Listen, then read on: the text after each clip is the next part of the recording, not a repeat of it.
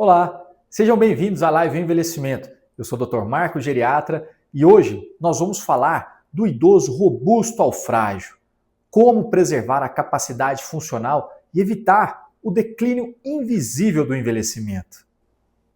Você sabia que a maioria dos idosos não morre de doenças, mas sim de consequências do declínio funcional? Você conhece alguém que estava bem, caminhando, cuidando da sua vida, resolvendo todas as suas problemáticas e situações do dia a dia e de repente começou a depender de alguém para fazer pequenas atividades e isso só foi aumentando? A queda, ela não foi súbita, ela começou anos antes e ela vem silenciosamente. Essa é a grande questão da funcionalidade. Dificilmente ela vem de forma súbita, abrupta. Ela vem aos poucos, comendo pelas beiradas. E quando a gente menos percebe, ela atinge de jeito o idoso. Então, muitas vezes, a gente vem com aquelas questões, mas isso é normal da idade, isso faz parte de um envelhecimento natural, normal. Muitas vezes não. Muitas vezes, essas alterações já são alterações específicas de alguma queda de funcionalidade, ou da autonomia, ou da independência, e isso, se não for revertido, vai só piorando cada vez mais. Por isso que é tão importante a gente identificar em qual padrão, qual é a classificação funcional que os seus pais ou avós estão, para que a gente possa fazer um tratamento mais adequado. Imagina só, o seu João, 74 anos, nunca teve nenhuma doença grave, só uma hipertensão e algumas outras coisas leves. Mas há 2 anos ele para de sair de casa. Hoje já fica em cadeira de rodas. Não foi necessariamente uma doença, mas foi a perda de funcionalidade que está agravando a qualidade de vida desse seu João. E é justamente que a gente precisa identificar o que levou a essa perda de funcionalidade para que a gente possa tratar corretamente e recuperar o bem mais precioso do idoso, a sua qualidade de vida. Mas quando a gente fala de capacidade funcional, o que isso vem a ser exatamente? Capacidade funcional, pessoal, é a soma entre autonomia e independência, capacidade de decisão, capacidade de execução. Se eu consigo pensar, julgar o que eu quero e eu consigo fazer aquilo que eu quero, eu tenho minha funcionalidade preservada. Agora, se eu tenho algum declínio na autonomia ou na independência, isso vai me levar a uma perda de funcionalidade e, consequentemente, perda de qualidade de vida. Então, a capacidade funcional é o que permite que você continue sendo você, que os seus pais continuem sendo os seus pais. É o que define o que escolher, qual caminho seguir e fazer tudo isso de forma sozinho. É a capacidade de gerir a própria vida sozinho. Para pensar. Hoje, os seus pais, eles conseguem tomar conta da própria vida sozinho ou precisa de algum auxílio, de alguma ajuda? Se isso está acontecendo, pode ser uma perda de capacidade funcional. Existem inúmeras causas reversíveis de perda de capacidade funcional. Mas também existem algumas causas irreversíveis. Daí, a gente precisa de uma avaliação completa para poder entender qual é a causa principal e o que a gente precisa fazer para reverter, se possível. E se não for possível reverter, o que eu preciso fazer para melhorar a qualidade de vida e diminuir o impacto do declínio funcional.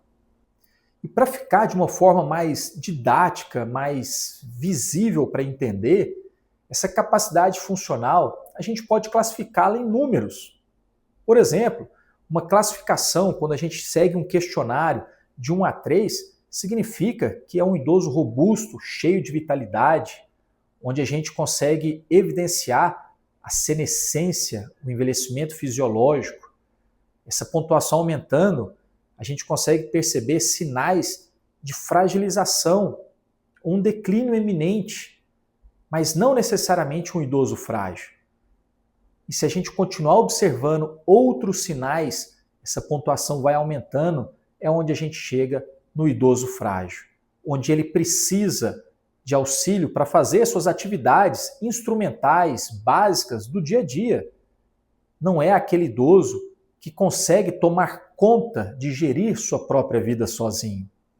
De alguma forma, ele precisa de algum auxílio para manter as suas capacidades ou de autonomia ou de independência. E é aí que tem uma pegadinha.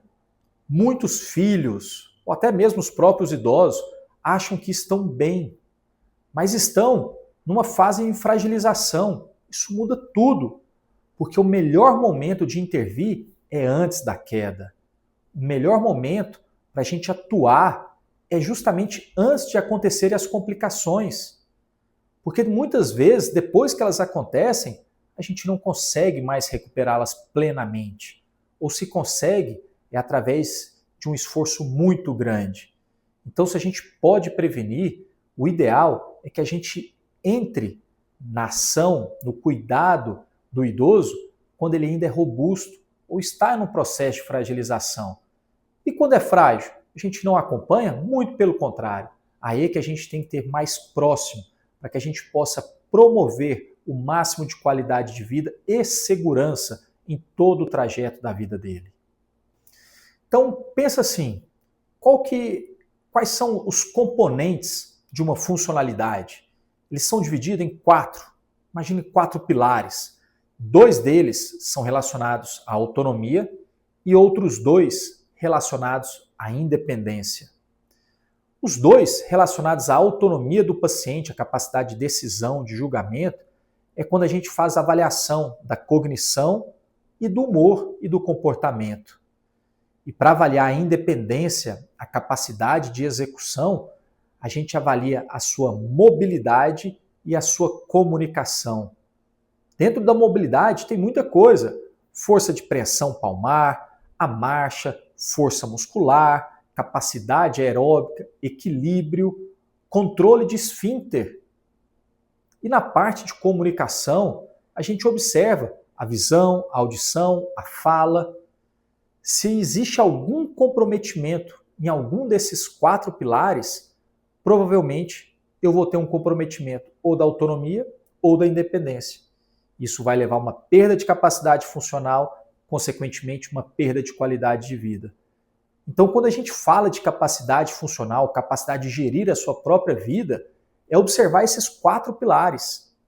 Observe nos seus pais, nos seus avós.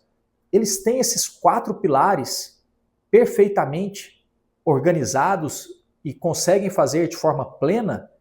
Ou existe algum declínio funcional escondido? Você, seus pais ou avós, eles não precisam, por exemplo, ter Alzheimer para ter um comprometimento cognitivo. Basta ter uma série de sinais ou sintomas, como esquecer o caminho de casa, esquecer algumas palavras, uma memória recente. Ele não precisa estar acamado para perder a mobilidade. Basta ele não conseguir subir escadas, não conseguir ir até a padaria. Quando a funcionalidade cai, o risco de hospitalização, internação, institucionalização e morte aumenta. Quer só uma estatística? Idosos com perda funcional têm até 4 vezes mais risco de internações preveníveis.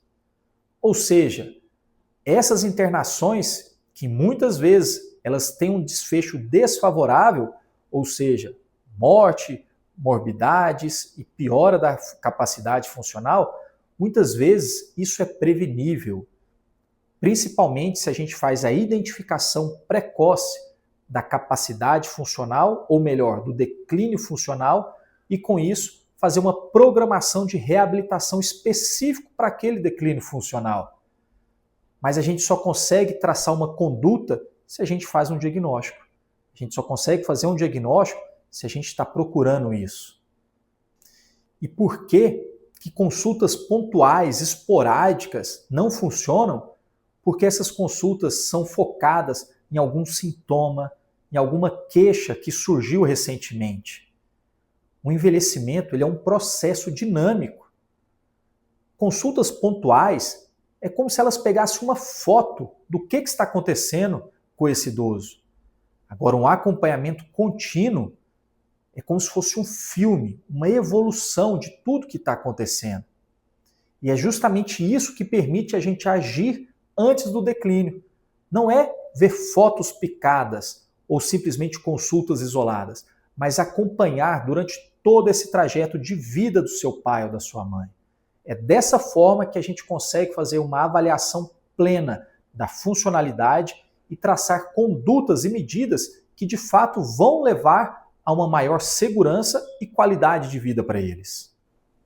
E a gente pode enumerar vários benefícios de um acompanhamento contínuo. A aplicação de uma avaliação geriátrica ampla ou de uma avaliação funcional recorrente e permanente, avaliação da cognição, do humor, da marcha, da força, uma avaliação nutricional, um plano de cuidados personalizado, individualizado para cada situação. E uma reabilitação precoce, para que a gente possa, de fato, fazer prevenção de todos os riscos e complicações possíveis. Agora que você já sabe o que é um declínio funcional, uma capacidade funcional e o impacto disso na vida dos seus pais, você vai deixar isso acontecer e ficar de braços cruzados? Cuidar da saúde é muito mais do que fazer um check-up ou alguma consulta. É preservar o que te torna com autonomia e independência. Se você quer viver com qualidade de vida, com dignidade, com segurança, ou se você quer proporcionar isso para seus pais ou avós, procure fazer uma avaliação funcional. Ela vai te dizer muito mais sobre o paciente do que uma doença, do que um tratamento isolado. Então, a chave de um envelhecimento bem-sucedido é a busca da capacidade funcional. Evitar declínios funcionais, principalmente aqueles que a gente consegue prevenir. E você pode começar a fazer isso agora mesmo. Tente observar seus pais ou avós, eles têm algum declínio funcional que você consegue enxergar? Se você consegue enxergar, já está na hora, passado da hora de uma avaliação médica. Agora, se você não consegue observar nenhum declínio funcional, esse pode ser um momento de uma avaliação precoce, preventiva. Vamos avaliar, será que seu pai, sua mãe, está passando por um processo de envelhecimento fisiológico robusto ou estão num declínio, num processo de fragilização que a gente ainda consegue recuperar?